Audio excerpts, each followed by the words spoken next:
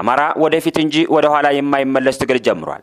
ባለፉት የተጋሉ ዓመታትም የነብር እንጭራ አይዙም ከያዙም አይለቁም በሚል ብሂል የሀገር ሀብት ንብረትን በብቸኝነት በመዝረፍና ወደ ከባድ መሳሪያነት በመቀየር ዜጎችን ለማጎሳቆል፣ ለማሰር፣ ለማሳደድና ለመግደል ሲጠቀምበት የነበረውን የተሳሳተ አካሄድ ውድቅ በማድረግ ሰላማዊ በሆነ መንገድም ሆነ ጫካ ወርዶም በአፈሙዝ እስከ መመከት ድረስ የታገለና እየታገለ ያለ ነጻነት ወዳድ ህዝብ ነው።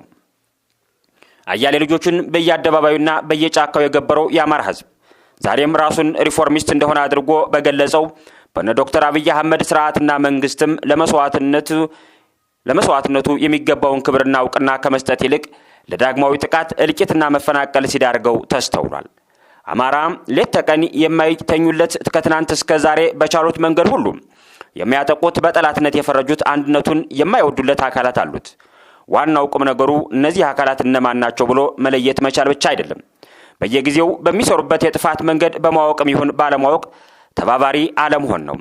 የአማራን ጠንካራ አማራዊ አንድነት መፈጠርን እንደ ጦር የሚፈሩት መንግስትን ጨምሮ ጽንፍ የረገጡና አብሮነት፣ ወንድማማችነትና ሰብአዊነት የነጠፈባቸው ግለሰቦችና ቡድኖች ነጋ ጠባ ለአማራ ህዝብ ጉድጓድ እየቆፈሩለት ለመሆኑ ብዙ ማሳያዎች አሉ።